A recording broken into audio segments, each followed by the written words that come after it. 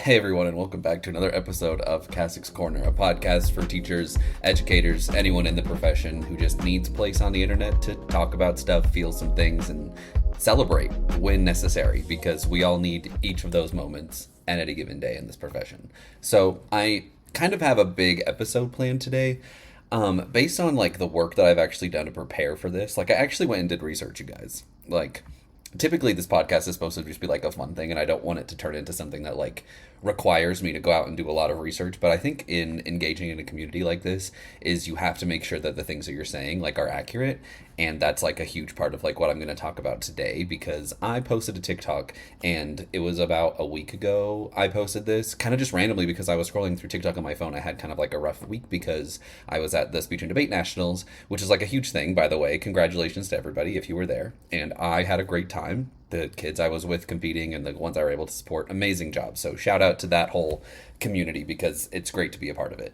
And anyway, when I was there, I was, having one of like the off moments that I had, which is not a lot, because when you're responsible for big things happening like that and you're, a coach in those capacities, it's hard to like find time to do things. When I was in one of those moments, I was scrolling on TikTok and I found a website and an article and all of these different things because of a TikTok video that kind of mentioned that the current administration is moving the Department of Special Education, which is, within the Department of Education. They're moving that to be underneath this umbrella of Health and Human Services. Okay. And my initial reaction was one of anger and confusion and stress and strife. And so I posted about it and it blew up. And I'm here to say like a quick thank you, because I had a video kind of create like this big wave of momentum for me, and like a really quick, recording of just like my initial anger and shock in this decision by the administration. Right. So in doing that and in posting that, all of a sudden I have like 350 extra followers, which is amazing. Thank you so much. Appreciate it. It feels like, there's this like big thing of momentum that I really want to lean into, because of the fact that I want to make sure that this is a community that continues the conversations and things that we have, right? So while not all of the comments and all the conversations were amazing and great and wonderful, which I'll talk about here in a second, it's the fact that all of a sudden I'm like, have this obligation to continue the conversation and learn more. So today, in a different stream of things, instead of just like talking about my own personal things with teaching and my own experiences and things like that, which is what this podcast will continue to be about and is about, depending on how this one goes, right? This is a lot of work, bro. So today I've like done research, I've talked to the community, and I'm ready to like talk about the process, right? And I think I've mentioned in the initial shock video that I posted that I definitely wanted to talk more about this, but given the time that it was, like I couldn't. So now I'm hoping to do that. And like before I start, right, like I do want to mention that I am by no means an expert on like how the government works. I know very little about how the government works.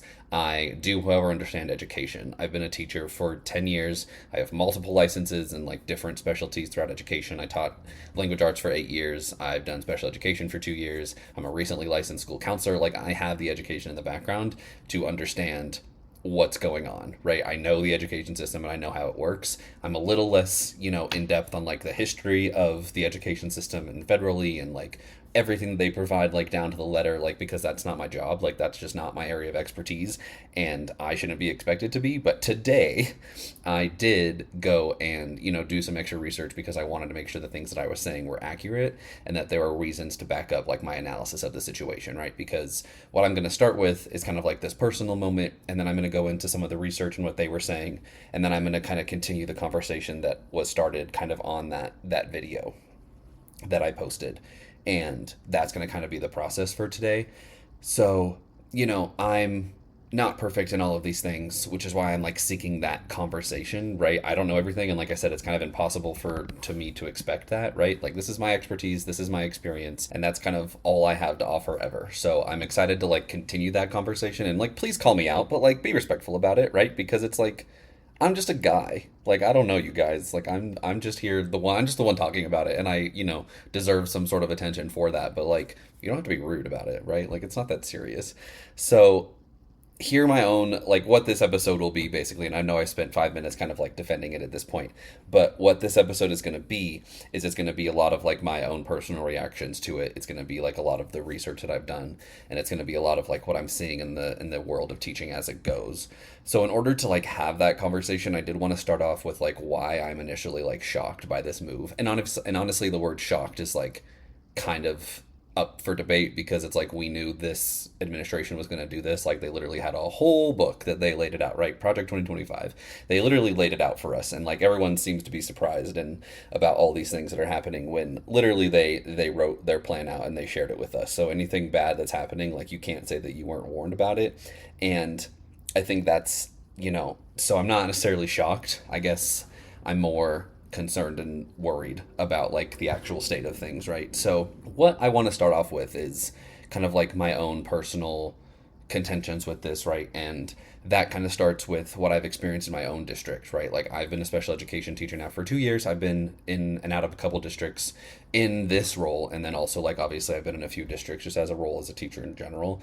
And I think what I've noticed, it's been a huge challenge, and especially this past year. I didn't notice it so much in my first year in special education, but in this past year I've really noticed. And obviously there's a bunch of different circumstances at play. There's a bunch of different contexts to consider. There's a bunch of different things to consider in like how that actually works. However, what I noticed this year is that it was getting harder for me to advocate and provide instruction and to implement IEPs for my students in my classroom. I think I got hit with a lot of flack this year because of certain things not working and teachers not willing to meet halfway in order for these things to happen. So I think my initial shock in moving special education entirely to a totally different department was something that worried me, because of the fact that it's like I'm already seeing it happen like in the classroom, where people aren't either taking it seriously or they aren't allowing me to advocate in the way that I need to for the kids. So I'm definitely worried about the students in general, and I'll get more into that here in a second.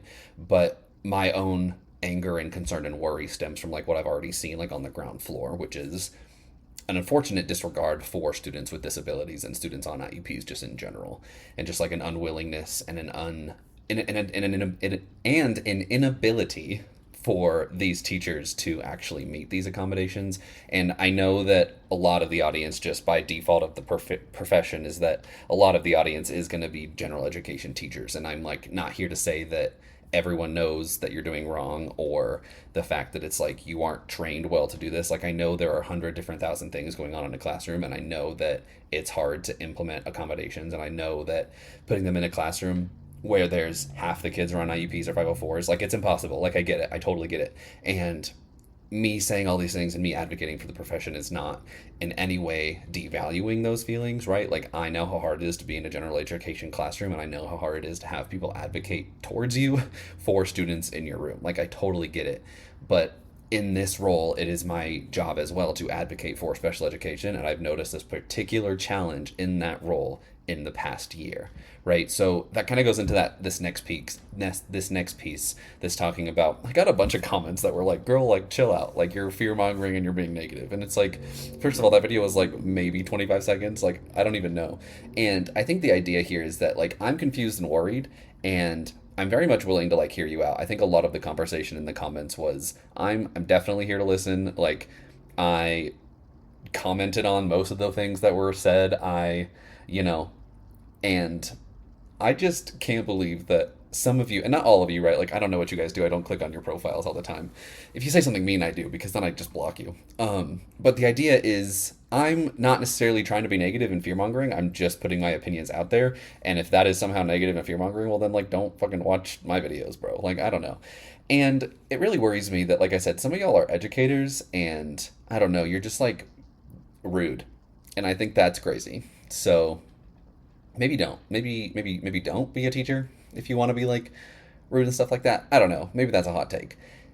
One of the things that really stuck out to me is a lot of people were saying that like, this doesn't affect me, or this doesn't affect my school, or everything will be fine, like, don't worry about it. And this is going to be maybe a controversial opinion, but I feel like that's a very privileged take for somebody. And obviously I don't know your context, don't know your history, but like, if you're going to leave a fucking comment, like, you're opening yourself up to this conversation, so back off.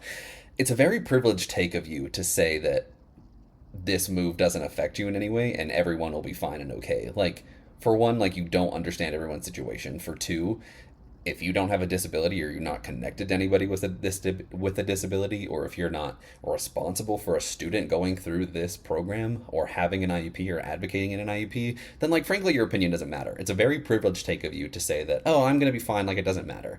And I'll talk a little bit more about that later when I get into my analysis and, like, the latter third of this conversation. But the idea is, like, it is very privileged of you to say that, oh, this doesn't matter, doesn't affect me. That's like saying you don't vote because it doesn't matter. Like, what a privilege take. You know what I mean? So, as we have that conversation, I think the other thing that is something that, like, when I saw this, I immediately reacted was because of, a lot of the videos I've been seeing and a lot of the context I've been seeing and a lot of the things I've been reading about just in education in my recent master's program is this current administration has often been attacking people with disabilities and people who are different, right? Not even talking about in the DEI sense of everything, right? Like, it's not just about race. It's also about, like, how you show up, right? It's also about how you identify. It's also about any disabilities that you have. And that fucking worries me, right? Because dismantling and removing a department and you're moving it into a different place definitely changes the view that you have on that department, right?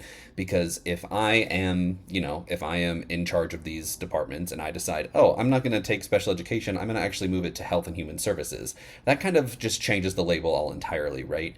And this administration has long been an unfortunate advocate for curing disabilities that don't need to be cured. And I've talked about that, like, learning disabilities aren't something that you can just cure. It's just a difference, right? Specifically, as we're talking about autism, they're talking about, like, an attack on Tylenol, right? Because it's like, if you take Tylenol, your kid's going to have autism, and, like, you can't have shots because vaccines give you autism. And it's like, that's been a thing that, like, most recently, this administration has been attacking. And I think it's that piece. And I'm not trying to fearmonger here, right? But this is the things that I have a problem with. That implication of saying that you have autism, so you need to automatically be cured, right? And I don't speak for everyone who has autism. I talked about this in my last episode because I was talking about being an autistic teacher and being neurodivergent in general, right? Like, I obviously am not a voice for them. I don't understand everyone's disability. I can't say that everybody wouldn't want to be cured, right? But the idea here is, like, they are actively putting themselves in a position of othering people with disabilities, and completely removing it from education in general kind of implies that it's like, oh, we don't really want to care about them in this capacity because we just need them to be cured. Like, this is a health issue, right? And again, that's not to say that there aren't students who can benefit from this situation that's saying, like, oh, maybe they'll get more health needs met. Maybe that's the case, right? And again, I'm not sitting here to say I'm an expert on all these things. I'm here to, like, share my opinions and my experience. That's what my podcast is about. And if you don't like it, then, like, why are you watching? Why are you listening, bro? Like, I don't know. So I think the other big thing is dismantling the entire Department of Education and moving and having this move into a different department entirely is they are quite literally cutting off our tool of communication to support students, right? And I'll talk more into that later because I have a source about that exact thing. And I'm just worried, okay? And that's kind of where this comes from, is, like, it comes from a place of me being personally worried and personally concerned because of the things I've already seen. And as we get into this conversation and as I post more about it and as hopefully more of you, like, get involved and engaged in the conversation, right? Like, if you're rude, I'm deleting your comments. Like, I'm not about to sit here and have a conversation with someone who's ignorant and bigoted and just disrespectful. Like, it's really that easy. I'm trying to have a conversation with you, and I'm obviously going to assume positive intent. But if you're not even, like, reaching halfway, like, I'm going to just delete your comment. Like, it doesn't bother me. I can move on pretty quickly. I'm trying to craft a community here. So, okay, thanks. Bye. Bye with that. And now we're going to move into like the research part of this, okay? So I spent probably an hour and a half, 2 hours looking at stuff. So again, I'm, like, not saying I'm an expert.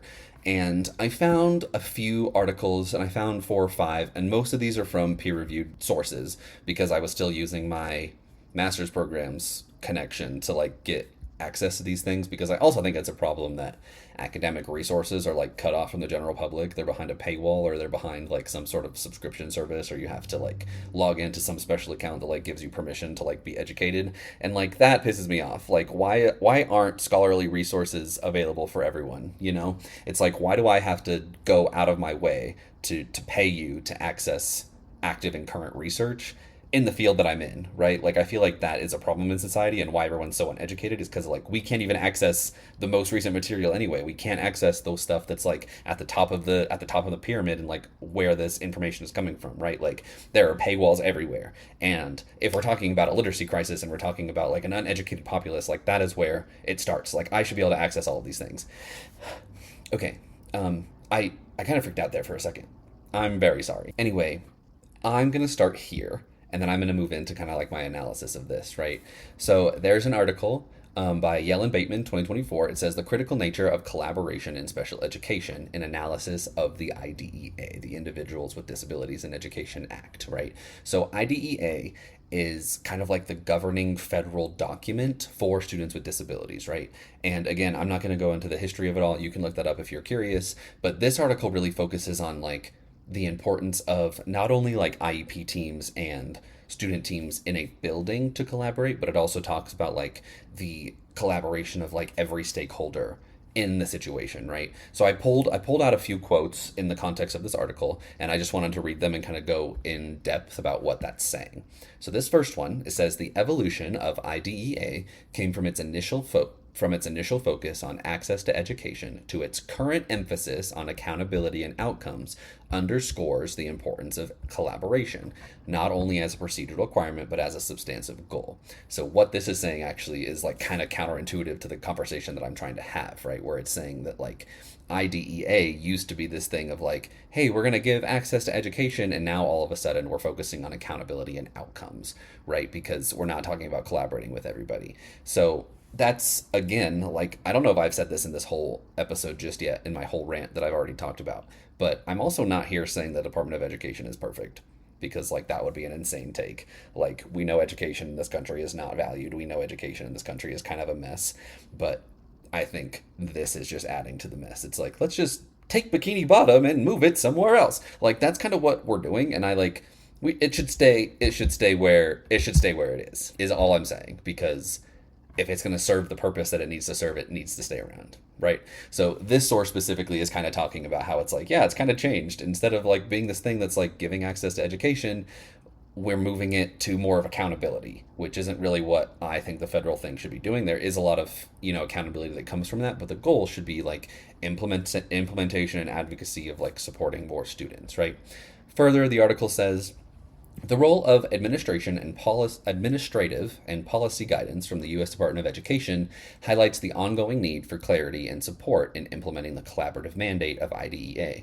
As special education continues to evolve, it is clear that effective collaboration among all stakeholders remains a cornerstone of IDEA's implementation.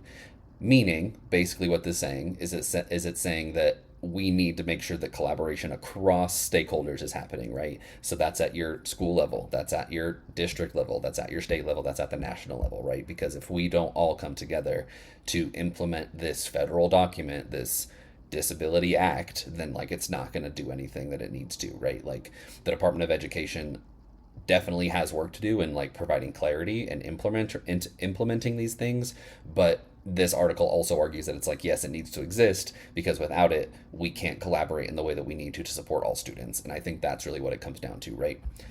The Office of Special Education Programs is housed within the Department of Education, okay? So what this whole thing is like, it's moving that and it's taking it out, right? And then this in an ultimate goal to dismantle the entire department, right, of education. So the OSEP, the Office of Special Education Programs, plays a crucial role in responding to new challenges and changes in the field of special education. As educational practices evolve and new research emerges, the Office of Special Education Programs interpretations and guidance can help schools adapt their collaborative practice to meet these new challenges. This could involve integrating new technologies, which we'll get into a little bit later, addressing emerging needs of diverse student populations, or implementing innovative instructional strategies. So basically saying is there is a whole office devoted to understanding and interpreting and guiding schools in these practices laid out by IDEA. And in moving that to a different thing, it halts services, it's moving things out of its place, it's not providing that same opportunity, right? So the whole goal of the Office of Special Education is to be a guiding factor in these things, right? Because theoretically, it's an office of people who are trained in this, it's an office of people who are understanding of the entirety of special education. And I know that's not always the case. Like, my big concern with education in general is that the people making the decisions have never stepped foot in a classroom. And that pisses me off. Like, that's not how it should be, right?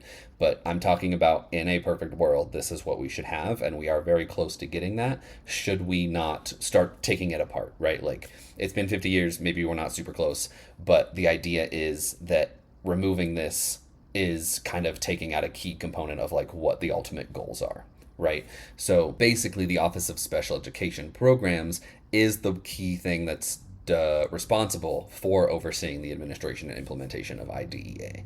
So if we are basically what we're asking this department to now all of a sudden do, right, is we're taking this special education focus, we're moving it to health and human services, and one of its main goals as a department, as special education programs, is to oversee the administration and implementation of IDEA, which is strictly an educationally functioning act.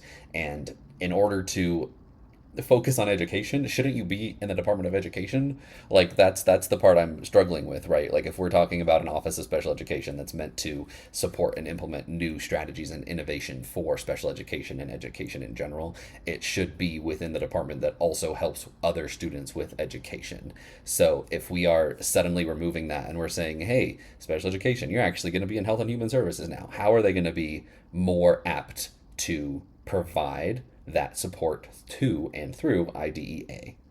Doesn't make any sense to me, right? That's my first source. Again, that was Yellen Bateman, 2024, The Critical Nature of Collaboration in Special Education, an analysis of the IDEA. I'm going to put all of the citations at the bottom. I made like a little works cited page for y'all. So it's official. I'm official, you guys. So it'll be there for you.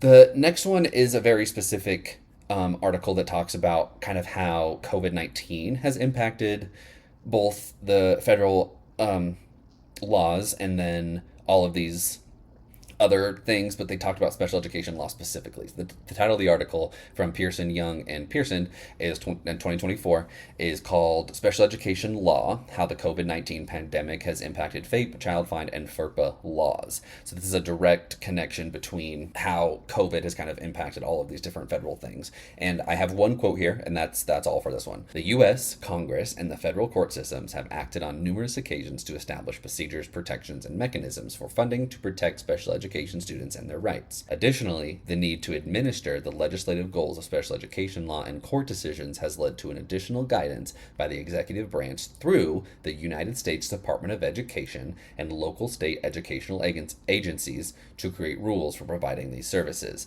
So basically what that's saying, and if you need, maybe I'll put these in the description too, so you guys can actually read the quotes that I'm reading, so you can analyze them should you want to.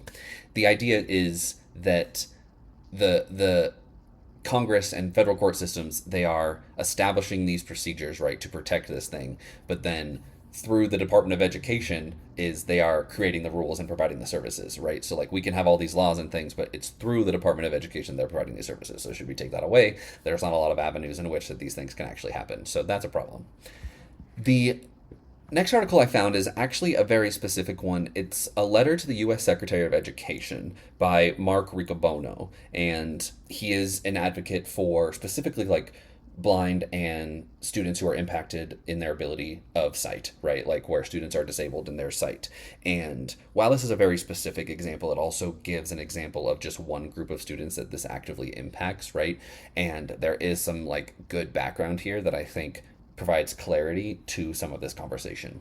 The first quotation that I have, it says, while states provide most of the special education funding, the federal government provides about $15 billion, which serves some 7.5 million students. So just right off the bat, and I'm pausing from the quotation obviously, is that yes, we know that most educational funding comes from the states, right? But the federal government does provide enough money to serve and impact 7.5 million students. And to me, that's not just something you just like all of a sudden remove, because that matters. So special education, and back into the quote, special education services for the blind include Braille instruction, access technologies, and specialized teachers of the blind. This instruction is important for blind people to learn, so we may be able to use the skills to find employment in our chosen fields. Any reduction in services and funding to enforce these laws will leave blind and disabled students vulnerable to civil rights violation and loss of services. So what we're seeing here is like a direct impact to students who are blind, but it also says something: any reduction in services and funding to enforce these laws will leave students vulnerable to civil rights violations and loss of services, right? Like that entire quotation kind of proves that any interruption in these services, whether it's moving a department, dismantling a department, cutting funding from a certain avenue, will impact students because of their lack of access to technology, lack of access to qualified teachers. And that is a problem, right? Because that's the big problem we're seeing. And that's one of the things that I'm like worried about as we go into this, right? Like even an interruption in services, we know how government typically works. It works slowly and it works, by the book. There's like red tape to go through. If we all of a sudden remove a department, that's going to make things a lot harder to come by because of just the process of the system, right? The system is still broken, and moving it and breaking it more is actually not the solution, surprisingly. Like, what the hell, The next quote says, without this statutorily required federal funding, blind and low vision students will lose access to these critical products and materials, which will in turn create a new barrier to our education. So not only is it impacting these students directly, but it will create another barrier for them to overcome, because states will have to find those resources themselves. Parents might have to find those resources themselves. And all of a sudden there's a new barrier to come through, right? Like, that's not equity. Everyone should be given a right to the education that matters to them. And that is what the federal government oversees. Again, they don't do it perfectly, but the idea here is that there's going to be created all these new barriers potentially that we can simply avoid, right? And then last but not least, as I think an opinion of the person who wrote this letter, however, I stand by it, otherwise I wouldn't talk about it. The last quote says, the closure of the Department of Education could lead to increased dependency upon other governmental programs for these Americans who simply want to live a dignified and independent life. So I think that quote itself, right, where it's like, we are now taking the pressure off the Department of Education, but we're just moving it somewhere else. That puts more pressure on that department. It puts more pressure potentially on the state. It puts more pressure potentially on parents, right? Because it's like they need to find their dependency somewhere, right? Like, obviously these kids can't get their education on their own. That's why we had to create federal law in the first place, right? We had to create a protection for it in the first place, right? So there's more pressure elsewhere. That department is now pressed for money, and all of a sudden Health and Human Services, that is providing, health and human services to the country, all of a sudden just says, oh, well, we actually have to pay for the blind student technologies now, so now our whole budget has changed, right? Like, simply taking something and moving it somewhere else doesn't change the problem, right? Like, we're still lacking funding, we still don't have a place to do it, and there's still like this gap that we're not filling, right? And again, like, the Department of Education isn't perfect, like, it's not great, but by dismantling it, you're also dismantling a 50-year budget and 50-year plan that has kind of been in place for this department in general, and just suddenly like dispersing those problems elsewhere doesn't fix anything. And in fact, it puts more pressure on those other things, because now all these other things are being told that they have to be supported by they have to support this new department, they have to support this new thing underneath it, and they just like don't have the resources to do that, right? Because we're spending money elsewhere that apparently matters more or something. But it's like, just by dispersing someone else's problems to more people, it doesn't necessarily make those problems better to handle or easier to handle. It just creates the problems in a different capacity, in a way that like they're not even a priority anymore, because now they're moved to the bottom of the list, right? The last article that I have, and like I said, I only spent like an hour or two researching this, so I would be very interested to see like what you guys are finding and like conversations that you want to have with this. This article by Clanhammer, Trammell, Karanksa, and Broughton in 2020, so obviously a little bit dated, like 5 or 6 years. This is a case study of federal leadership perspectives on special education. So this is from the Journal of Special Education, and what this article does is it talks about the advocacy for SPED programs through the Department of Education. So this is specifically from people who have, over the past, I think they starting towards when the Department of Education existed in the first place, so like 70s, 80s, right? And this article kind of explores the directors and people who have worked in the department, not only of special education, but the Department of Education themselves. And it tracks their trajectory of like their perspectives on how things are going. And these are the people these are the people in the Department of Education who have actively worked to advocate for special education, right? Like, they're first to tell you that it hasn't been 100% sexual and everything. Absolutely not, right? And that's for a lot of reasons. But moving the department to somewhere else entirely will kind of eliminate this ability to have advocacy, right? Like, it suddenly takes these, I think they interviewed like two, I don't remember the number, to be honest. They interviewed a lot of people that have worked in that department, have advocated for it, and simply by removing this department or moving the portion of special education elsewhere, it also like eliminates the jobs for these people, and their job purely was to advocate for students with disabilities, right? And eliminating that, it eliminates our ability to have advocacy in that same capacity. So this article is proof that there are people working in this department that have the best in mind for our students, right? And it's also proof about my earlier complaint that it's like people who are in education policy like don't actually know about teaching. This article kind of like helps some of that. Obviously not all of them are educators, but it does help. It does a good job of like contextualizing that there are people who actually care, and there are people across the timeline of the department's existence that like have been doing a good job in advocating for it, right? So the first quote that I found out, right, is talking about the field of special education and education in general, is how this person felt. So it says, reflecting on the field and its progress, Martin stated, one part of me says we've come a long way. Another part of me says we have a long way to go. Human asserted that the accomplishments of the past 40 years are remarkable. Persons with disabilities have gained access through the Americans with Disabilities Act, and children who at one time would not have been in school are now educated because of IDEA. Someone critically remarked, the good news is that we got the kids much more in the mainstream, and the bad news is that we got the kids much more in the mainstream because the mainstream isn't what it should be. And this quote all by itself, right, automatically already says that it's like they're there, but that hasn't solved the problem, right? And it's taken 40 years of government work, right, to establish students' education within IDEA. I think IDEA only came out in 2004. Like, it's a 20-year law, right? Like, it's only 20 years old. And the idea is that that law and these people have done a good job of advocating for special education students with disabilities, so much so that they are in the mainstream, right? But the super bad news is that the mainstream still isn't good, right? Which I think in a lot of capacities proves the need for this department to exist in the first place, because if you read this article, you can see that the work that these people are doing, and you can see that they care about it, and you can see that they want to make a difference.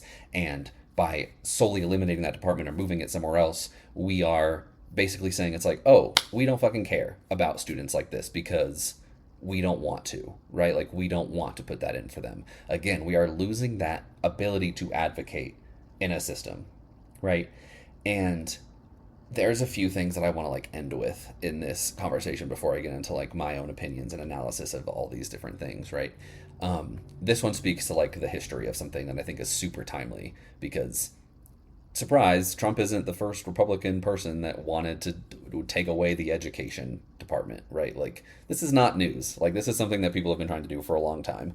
And here's what the article says. It says, the seismic shift that occurred between the Carter administration and that of President Reagan meant that Madeleine Will had to defend the rights of children with disabilities to fate from the outset of her appointment. Based on her own experiences as a parent and an advocate, she refused to take office until the Reagan administration withdrew its proposal to devolve responsibility for educating students with disabilities to the states. So what she's saying is, this article is saying, and what Madeleine Will said, who was, appointed to be a director of some sort within the department. I'm not sure on the specifics. It's not that serious. She basically said, I am not going to do the job that you want me to do until you promise to maintain responsibility of educating students with disabilities federally. She said, I'm not doing this. You need to take this part away, right? And I think what this quote says to me more than anything is the fact that there are people fighting for us in this department. There are people there that are actively working to support students with disabilities, right? And this is the part to me that, like, we're eliminating this department for what? Right? We're eliminating this department because it is removing a piece of advocacy for educators. Is this piece of advocacy perfect? No, of course not. Like, we already talked about that. The Department of Education is messy and is shitty, and all these different things are broken within it, right? Like, the system is fucked. However, this article proves that there are people who are in the government who want the best for our kids and want the best for our students, right? Especially those with disabilities. And I think the fact that there are people who want to remove our ability to advocate through this department by dismantling it entirely is part of the problem that I'm having, because all of a sudden, who do we go to? We go to our state, sure. We go to our district, sure. We go to our local administrators or our boss, right? Like we can go to those places still. But as far as impacting and affecting change on a higher level, the Department of Education clearly has people who are willing to do that work and clearly has people who care enough to do that work. And the fact that we're just like taking that away from teachers and from students is part of the problem for me. And I have two more quotes to leave you with before I get into my own analysis. I really jumped from serious there to the silly voice. I'm very sorry about that. Quote, "It is important to note that it took grassroots advocacy, parent advocacy, including legal action, and decades of work and leadership from the federal government to have students with disabilities gain access to public schooling with their typical peers." Gonna pause there. Quote, the idea that it took decades of work from the Department of Education, by the way, from the very department that we are trying to dismantle, that it took decades of work for students with disabilities to purely gain access to their education. And all of a sudden we want to remove that because why? Right? Like this department has clearly showed its use because kids are in schools and kids are getting education where previously they wouldn't, right? Gonna continue. Quote, "As Ed Martin remarked, there were a lot of parallels between the civil rights movement and education for the handicapped. Children were being turned away from the schools. The parents had no recourse. This group of leaders worked tirelessly to advance the field and include students with disabilities in all aspects of schooling, and they remain to this day staunch advocates for this vision." So, end quote. Sorry, I keep forgetting to say that. I gotta turn on debate mode is what I'm trying to do, right? Is there have been people in history who have worked really hard to get us to the point that we're at. Is the point that we're at great? No, it's not. Like, we know that.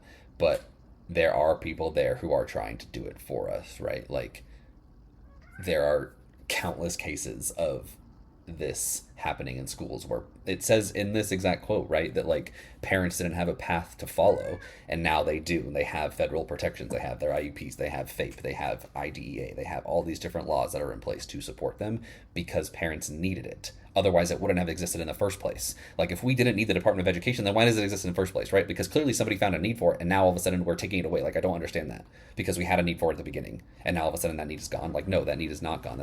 That need is clearly still very much... I'm going to calm down. I'm an adult. Okay, you guys know that one? You guys know that sound? The last thing that I want to say from this article, right, is talking about the existence of the department in total and the federal role in education. And then after this, I'm going to go into like my whole rant about like what I think is going on in the country. Not that my opinion is paramount, right? Like, anyway, quote, "In light of current questions about the federal role in education, and in particular, the status of children and youth with disabilities, these leaders' lived experiences show how our federal special education leaders have played a pivotal role in the foundation, implementation, and sustainability of the field at large." I'm going to let that one sink in for a second, because I think what this article does really well is it takes people who have worked and advocated for special education, it puts them at the forefront, and it shows the work that they've done. Again, is the work perfect? Of course not. But what it shows is that there are people who have shown that federal special education leaders have played a role in allowing students with disabilities to exist and function and learn in the classroom. And the fact of the matter is that if we take that away, what are we limiting ourselves to, right? Sure, took 40 years to get there, but at least we're here, you know?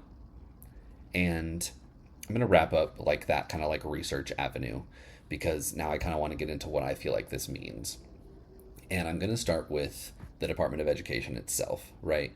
And going to rephrase something that I've already said before. Yes, the Department of Education has issues. It's not perfect. We all know that. I still believe that it should exist. And if that research and stuff isn't enough to prove to you why it should still exist or the reason that it existed in the first place, then like, talk to me about it. Tell me why. It's a federal tool for advocacy for education, right? And I knew that before the articles told me so, because when there's a department that exists federally, that is the direct tool for policy change, right? And disbanding it is just not going to be able to give students and teachers and education like the advocacy space that it needs, right? We know that education is a problem in this country. I believe that we need to value education more, right? And the fact that we are now losing this advocacy tool, the fact that we are losing a connection to policy and whatever in that capacity, is it's like we are now losing like value, because all of a sudden there's like the Department of Education doesn't matter, it doesn't exist, right? And then therefore, by default, education doesn't matter, it doesn't exist, right? And as we're talking about that, like, we need an advocate in education policy, because the rise of AI is terrifying. Like, people are losing the ability to critical think, right? There's active propaganda being like shoved in our faces, right? And if we really want to go historically with all of this, right? Education is literally a cornerstone of democracy, in that our founding fathers decided that an educated populace was the best idea in order to create a nation that functions, right? And unfortunately, like, I feel like we've lost that educated piece of it, right? Because we just haven't valued education in the same way, right? We have acts like No Child Left Behind, which is, it left some kids behind. Like, it left some kids behind. Some of us are left behind. And it's things like that worry me, because if we don't have this tool for advocacy, which those articles did prove that it has been, right, even in the special education realm, if we don't have this direct path of advocacy to the federal government, or just a stamp, like just a sign somewhere that says the Department of Education exists, that by itself says that we value education in this country. By eliminating that, all of a sudden, federally, nationally, we don't value education. Instead, what we want to do is we want to put all this on the states. Like, hello, excuse me. Like, what do you mean? Didn't we have like a whole war about states' rights, like around in like the 1800s? Abraham Lincoln was there. Like, it was a whole thing. Like, do you guys remember that? We've done this before. And I'm not equivocating the deal of education with slavery. Like, I'm not saying that those are equal issues at all. But I'm saying that having states decide certain things and certain rights should not be up for debate, right? Because not all states will be able to, or will want to, provide federal funding for these programs, right? They will not provide federal funding, but you know what I mean. Not all states will want to provide this sort of funding, right? Like, my state will be fine. My students will probably be okay, because my state will continue to support it. But my care and education does not simply rely with my students in my situation, in my classroom, with my coworkers. My care for education is concerned nationally, right? Like, I care about all students, and I care about equity for everyone, and education for everyone. Like, that is my main concern, right? Like, if we don't have that, then that's a problem for me. Like, sure, my state and my students will be fine. Like, I don't have any doubt about that, right? Like, things will happen in my state the way they need to. But what happens in states where they don't want to support this piece of education and special education? They don't want to support IEPs. They don't want to fund those things more. They want to put every kid that has a determined disability in a separate school, right? And I'm obviously catastrophizing here, right? But it is a possibility that, like, certain states will offer certain programs and certain states won't, right? Like, what happens? All of a sudden, people are now moving states to protect the rights of their children. That's not okay. That's not systemic support. We're literally going backwards, because all of a sudden, in a nation where any student can go into a classroom and get the support they need through their IEP or through their special education support and through their LRE and all these different things, right? All of a sudden, where that is supported nationally, all of a sudden, actually, my state doesn't want to do it, so we need to move. We need to go to a different state. What does that do? That inflates one state's budget, right? And all of a sudden, this other state has different. Like, it doesn't make any sense to me in that capacity at all, right? Because we're literally going backwards, because people could potentially be disenfranchised from the support their child needs in education, right? And that's a problem, because all of a sudden we're saying, hey, your kid doesn't matter to us, go somewhere else. What do you mean? And that kind of goes into this next conversation about moving it to the Health and Human Services Department, right? Like, and I already kind of talked about this, but my biggest issue here in removing it from education and moving it into Health and Human Services are like the intentional bigotry and the intentional hatred of a group of people brought on by this administration. I've kind of already talked about it, but RFK has repeatedly gone on camera spreading false information about disabilities and autism, right? Like, oh, autism deserves to be cured. Like, don't take Tylenol because it's going to give your kid autism. And we don't want that because autism ruins people. Like, hello? Like, first of all, this is like personally victimizing to me, because I have autism and I'm fine. Sure, life's harder, but it's like, okay, so what? I'm thriving most of the time.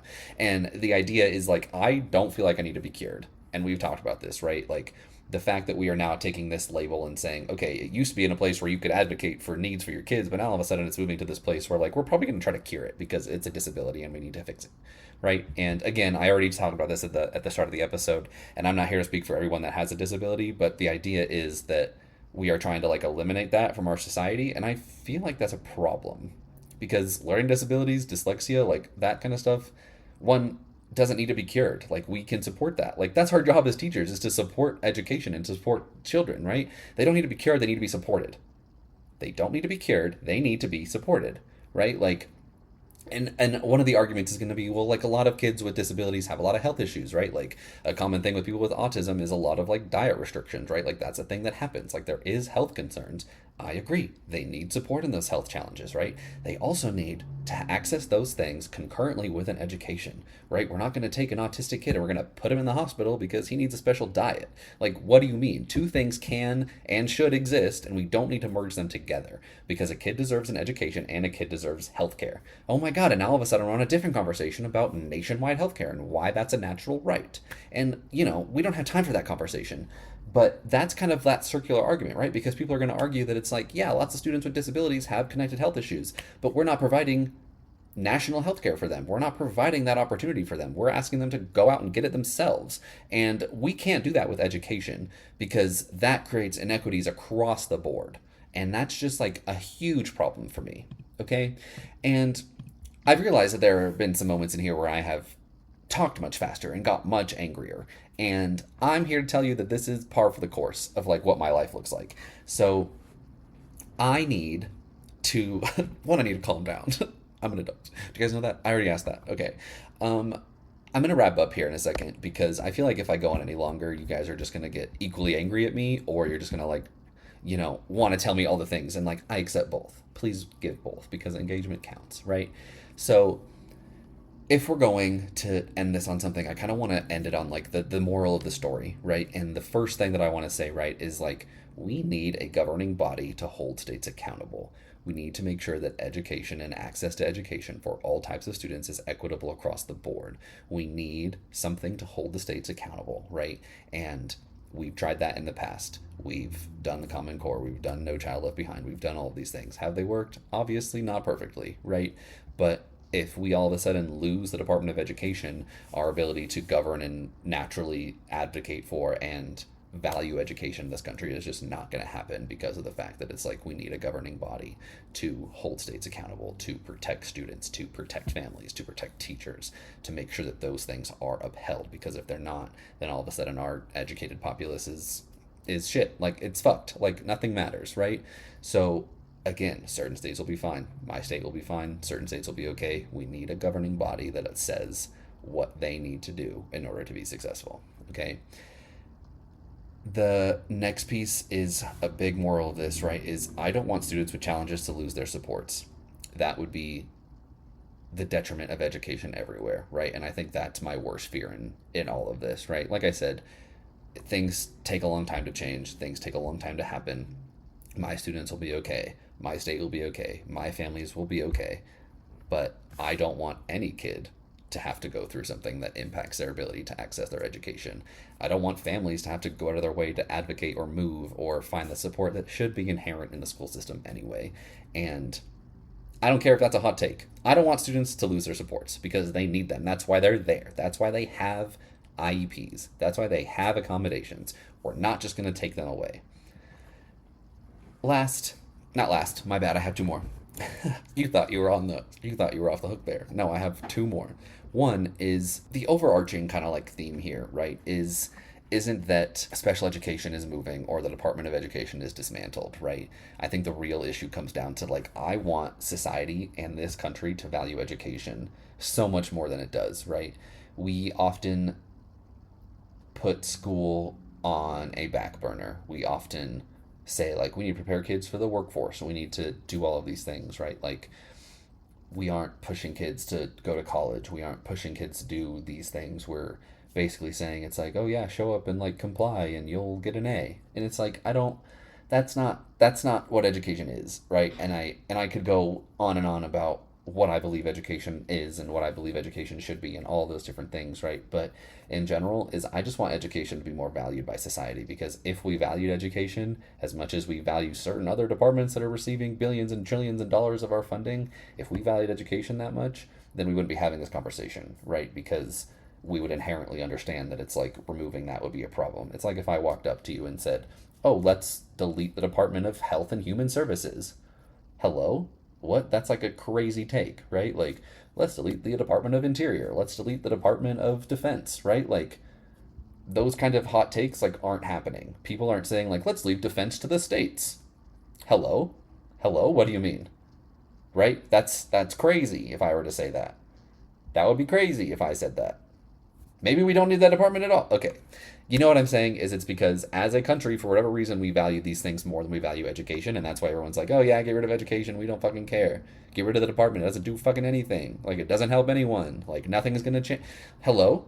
If you valued education, what you care about, and what you should care about is education, because that's how we get to the places we need to get. Like, every person has had a teacher that's guided them on their path. Whatever profession you're in, you've had a teacher. You've had someone that walked you through it.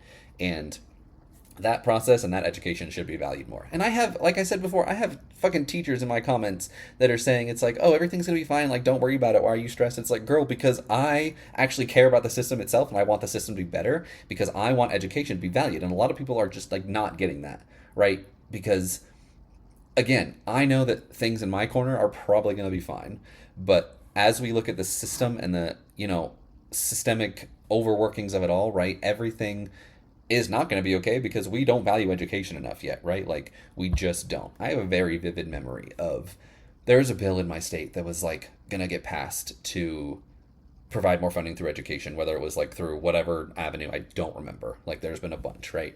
And my professor at the time, I was probably my first and second, third year college, maybe in undergrad, kind of like working towards being a teacher and kind of understanding, all the inner workings of a teacher. She walks in and she's so just like disengaged, right? She's so like upset. She's visibly just not in a great space. And the first thing she says, it's like, oh yeah, like, I'm doing great. We chose not to support education and not to fund education again. So yeah, we're just going to start from new tomorrow. And that's the people that we have in education, right? The people that care about these things, that want to see it get funded, but we just aren't as a society. Like, that was an example 10, 15 years ago of a teacher that very much wanted funding from a viable and productive and worthwhile source of our society, and everyone just said, no, we don't value education enough. I would rather keep my 30 cents a year that would devote to education, right? And that's always been a problem. Like, ever since I've learned to be a teacher, it's always been about like, nobody wants to support education. And that's what this whole conversation is about, right? Like, it's not about the dismantling of the department or like my active involvement in the change or like my family's being okay. Obviously those are parts of it, right? But it's like, the fact is, we wouldn't even be having this conversation if as a society we valued education the way we should. And that's the problem that I have, and that's the thought that I kind of want to leave you with, right? Because the very last point is, I just like want the kids to be okay, right? Like, not to be all, who is it that said this? Michael Jackson, maybe? Like, the children are our future. Maybe it was, I don't know. It was one of those big people, right? I don't know. The whole point, right, is I'm not trying to be like, all hippy dippy here at the end that says like, the children are our future. Protect them, educate them. But like, we need to, right? Like, I want the kids to be okay. And the kids will be okay by valuing education more. And I think that's like the space I want to leave you guys on, because I think that's the piece that matters the most. Is in this whole conversation, we can have the conversation about whether or not the movement to the states is good, or the movement of special education to health and human services is good. Like, we can have that conversation forever, but like, the core of this conversation and like where this argument should be going and where this conversation should be going is the overall value that society has in education. And we just aren't there yet. And that's why you have, teachers who are burnt out and kids who aren't getting the things that they need, and classrooms that are underfunded and schools that are underfunded. Like, that's where we get to this point where all of these things are true, is because as a society we just like purely do not value education the way we should. And if you want to talk more about that and what that means for you as a person and what that means for your students and your classroom, please follow along for more. Was that a good transition, you guys? I'm so sorry. I don't know how to go from like the end of all educational world and hope to please support me in my endeavors forever. There's some links in my linktree if you want to, buy me a coffee and support my content in any way. Follow along, leave a comment, leave a review. All of those things help get this message out there. Clearly you can tell that I am a passionate advocate for things, and this is my avenue through which I can do that. I just get in front of a microphone and talk for an hour, and hopefully somebody's out there listening, and hopefully somebody is out there just as passionate I am, like screaming in their car, like, you know, cleaning their bathroom, or, you know, making dinner, and I'm just in the background just yapping about these things, and all of a sudden my voice gets really loud and I start talking really fast, and you are like, oh my god, yeah, same.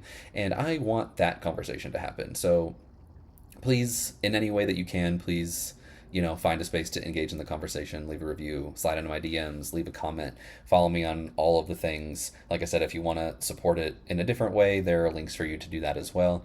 And know that, like, this past week, I have been just in like a very different mindset with this, right? Like, I have very much not super believed that this is an avenue in which I should like continue doing things, because I have like goals, right? Like, I still want to be a teacher. I want to like do all of these things, but like, I also want to do more of this. Like, I want to change the system. Like, I want to go out and talk about it. Like, I want to share my experiences and my knowledge with people. And I'm not there yet, but this past week, kind of seeing the momentum that I've built, like, it's just like one silly video really does truly happen overnight, that like there's just like brand new momentum for me to, you know, take that obligation and take this opportunity to like lean into it as much as I can. So thank you so much. If you've been here if you've been here from the beginning, amazing. If you're brand new, thank you so much. Just as much, honestly, if not a little more, because I need more now than I did at the beginning, right? So thank you so much for listening. Thank you so much for sticking in there with me. Thanks for listening to my ramblings. Really appreciate you. I am super proud of you in all things forever. Looking forward to having more conversations. Thanks so much. I ended that really weird. I'll see you in the next one. Okay. See you later. Bye.